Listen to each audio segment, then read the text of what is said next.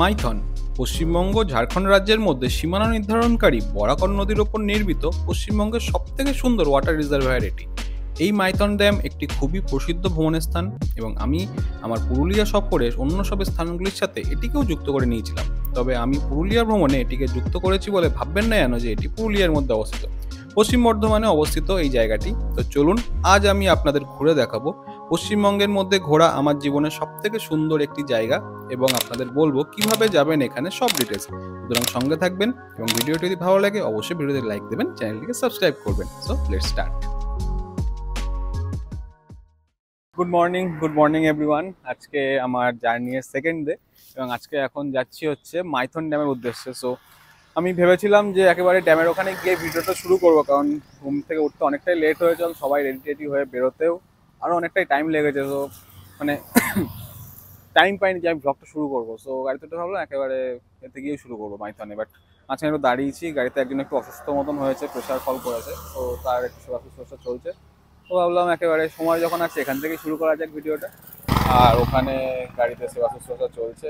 সকালে বেরিয়ে ভীষণ খিদে পাচ্ছে, কিছু খাওয়া হয়নি, ভেবেছিলাম বাইরে বেরিয়ে খাবো, বাট একেবারে বলছে মাইথনে গিয়ে দেরি হয়ে গেছে, লাঞ্চ করবে। বাট আমার ভীষণ খিদে পাচ্ছে। তো গাড়ি এখানে দাঁড়িয়েছে, সামনে দোকানে যাই, গিয়ে দেখি কিচ্ছু পাই কিনা, অন্তত বিস্কুট কিছু একটু পেটে দিতে হয়, মানে ভীষণই খিদে পাচ্ছে। গাড়িতে খাওয়া দাওয়া চলছে। ও শাড়িতে পড়লো।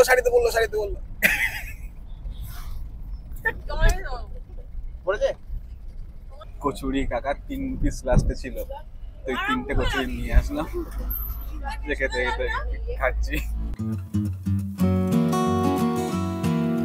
এটা হচ্ছে কল্যাণেশ্বরী মন্দির এবং এখানে খেতে এসেছি এই শ্রীকৃষ্ণ ইন্দ্র থেকে। মাইথন ড্যাম আর 5 কিলোমিটার মতো, 4.5 কিলোমিটার। তো তার আগে খেয়ে নিচ্ছি, দুপুর হয়ে গেছে, সবারই খিদে পেয়েছে। তো খেয়ে দিয়ে নিয়ে মাইথন ড্যাম আর কল্যাণেশ্বরী মন্দির হয়তো যাওয়ার টাইম পাবো না, অলরেডি 2টো বাজে। দেখানো হয়নি, এটা হচ্ছে আমাদের আজকের গাড়ি বোলেরো প্লাস। কালকে ছিল স্করপিও, আজকে দিয়েছে হচ্ছে বোলেরো।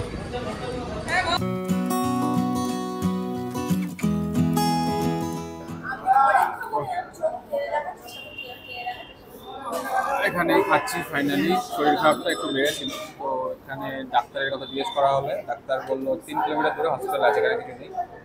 এখানে সবজি থালি নিচ্ছি আর হয়তো এগ বা চিকেন নেবো, সেটা পরে বলে দিচ্ছি। খাবার দাবার কি সব ডিটেলস দিয়ে দেবো। এটা হচ্ছে কল্যাণেশ্বরী মন্দির যে মার্কেটে, সেই মার্কেটের এই জায়গাটা। এখানে সবজি ভাতে দিল হচ্ছে পাঁপড়, আলু চচ্চড়ি, একটা সবজি আর ওই যে ডাল। আমি নেবো হয়তো দেখি, যদি এইটা দিয়ে হয়ে যায় তাহলে হয়ে গেল, নয়তো ডিম নেবো। আরে পাঁপড় আছে, পাঁপড় দেখানো হয়নি, পাঁপড় লেবু। একটা গ্লাস কম দেবে, আপনার ভালো লাগবে।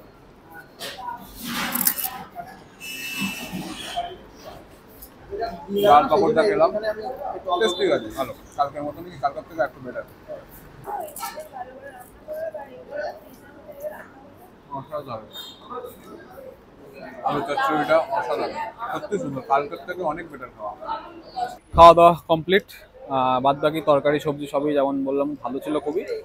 একমাত্র ডিমের ঝোল বা মাংসের ঝোল যেগুলো নেওয়া আছে, ডিম মাংস এই দুটো বাদে খুবই ফালতু। ডিমের ঝোলটা মানে খুবই ফালতু, মাংসের ঝোল ডিমের ঝোল সেম, খুবই ফালতু। আর এছাড়া চাটনি দিয়েছিল লাস্টে, চাটনি পাঁপড়, সেটাও খুবই সুন্দর ছিল। ডিম অনলি স্পেশাল সবজি ভাত, যেটা স্পেশাল সবজি ভাত নিলে এদের খাবার ঠিক আছে, ডিম বা মাংস নেওয়ার কোনো দরকার নেই, ওগুলো একদমই ভালো নয়।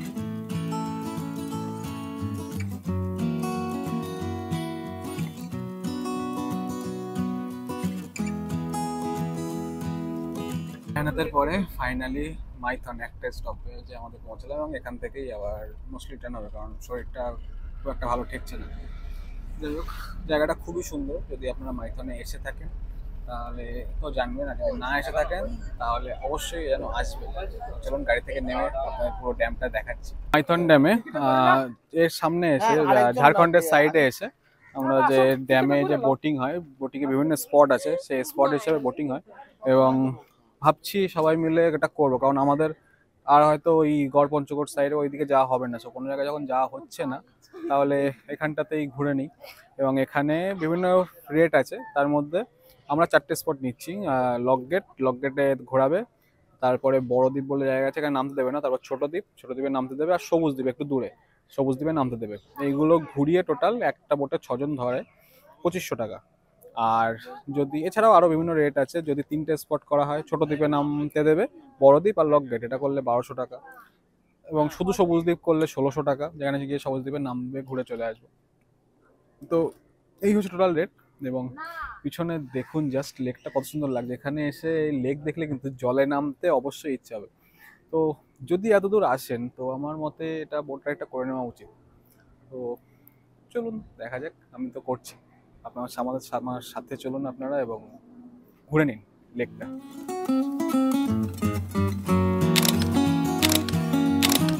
এর মধ্যে কোনো একটা স্পিড বোট দেবে আমাদের, আমরা স্পিড বোটে করে যাবো তো। ভাবছিলাম স্পিড বোটে, তো একটা স্পিড বোট না, আমরা নর্মাল নৌকাতে যাবো। আর জল যা দুলছে সেই মজা হবে। একটা জিনিস বলি, আমি এখানে আগেও এসছি, সেটা অনেক ছোটবেলাতে, আমি বোধহয় 7 কি 8-এ পড়ি, সেই সময় এসেছিলাম। যার থেকে অনেকটাই পাল্টিয়েছে জায়গা, কিন্তু এই বোটিংয়ের জায়গা এগুলো সব সেমই আছে। আর সেই সময় বোটিংটা করিনি, সেই সময় জাস্ট এমনি ঘুরে চলে গেছিলাম, এখানে পিকনিক করে, মাইথন নামে পিকনিক করেছিলাম। এবারে এসছি বন্ধুদের সাথে, নিজে বড় হয়ে ইনকাম করে এসছি। এবারে যেটা ইচ্ছা ঘোরা, টাকা খরচা করার করতে পারবো, সময়ও আছে প্রচুর, আজকে সেটা করবো। এবং যেহেতু ব্লগ করছি আপনাদেরকে সব দেখাতে হবে, সো এটা তো করতেই হবে।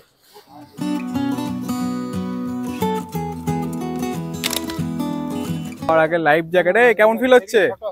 ইয়ে বাচ্চা নেই, আমাকে বাচ্চাদের লাইফ জ্যাকেট দিয়ে সব লাইফ জ্যাকেট করতে হচ্ছে। তো আমার এটা দাও দেখি। পেয়ে গেছি লাইফ জ্যাকেট। আমার ফেভারিট কালার পেয়েছি রেড। তোর সব ফেভারিট, যেটা মানে যখন পাবি তখন সেটা ফেভারিট বানিয়ে নিবি নাকি? চুপ কর, লাল আমার ভালো লাগে। লাল ভালো লাগে না, আমার নীল ভালো লাগে। লাইফ জ্যাকেট পরে নিয়েছি, তুই লাল দেখছিস? যদিও এখানে পড়লে ও যায় আসে না, সাঁতরে নেবো। এই সাঁতার কাটতে পারিস তো, তোর চাপ কি, তুই এসব কেন পড়ছিস? শাড়ি পরে আছিস তো? তাতে কি হয়েছে? এই আমাদের বাহন কি এটা? আমাদের আজকের বাহন হলো এটা। যাবো হচ্ছে ওই দ্বীপটা, ওই ছোট দ্বীপটা, ওই দূরে সবুজ দ্বীপ, এখানেই।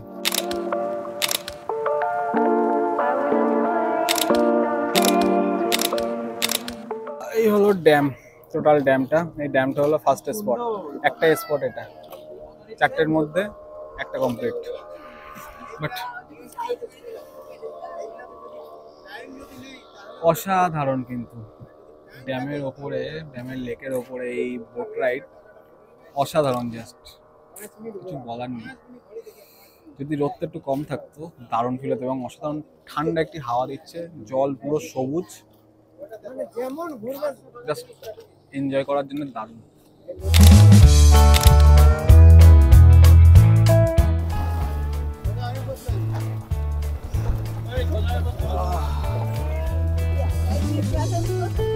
আমার এই ওয়েটে ডিসব্যালেন্স হয়।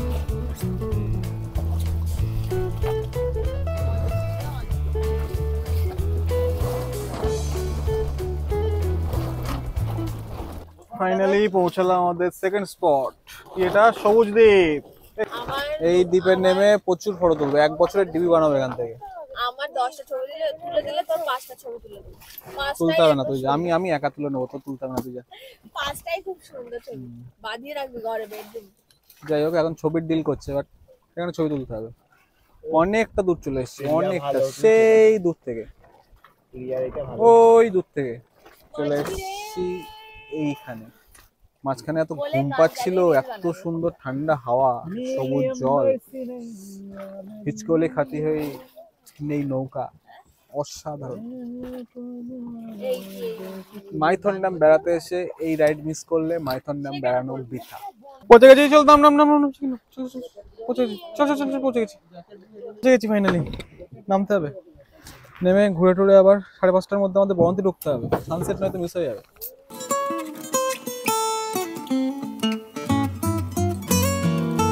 সবুজ দ্বীপ এই জায়গাটা ফটোজেনিক হিসেবে কিন্তু খুবই ভালো। মানে এখানে এসে এই যে 2-1টা জায়গা করা আছে আমার পিছনে, যেমন এই জায়গাটা, দেন ওই সাইডে একটা রাস্তা করা আছে পার বরাবর, জায়গাগুলো ফটোজেনিক হিসেবে খুবই সুন্দর। তো এবং এই চারিদিকে লেক, তার মাঝখানে দামোদর ভ্যালি, রিভার ভ্যালির এই যে প্রজেক্ট, দামোদর রিজার্ভায়ার লেকের, মানে লেক তো ঠিক না, দামোদর রিজার্ভায়ার, আর ওদিকে হচ্ছে ব্যারেজ, তার মাঝখানে এই যে ছোট ছোট দ্বীপ টিলা টাইপের, খুবই সুন্দর এবং আকর্ষণীয়। জায়গাগুলো তো অবশ্যই আসবেন যদি এখানে আসেন, আমি বারবার বলছি কিন্তু।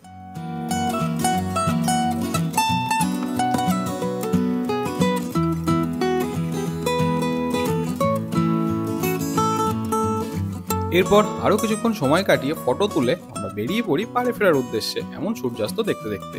এবার এই ফাঁকে চলুন আপনাদের জানিয়ে দেই একদিনের ট্যুরে এখানে আসতে গেলে কিভাবে আসবেন। ট্রেনে আসাটাই আমি আপনাদের বলছি। হাওড়া থেকে ট্রেন ধরে সোজা চলে আসবেন আসানসোল বা বরাকর স্টেশন, যেখানে আপনার ইচ্ছা। আসানসোল আসলে পেয়ে যাবেন বাস, দূরত্ব 45 কিলোমিটার, ও বরাকর দিয়ে পাবেন অটো বা টোটো। বরাকরের থেকে অটো বা টোটো আপনাকে পুরো ঘুরিয়ে দেখার জন্য 100 থেকে 150 টাকা নেবে।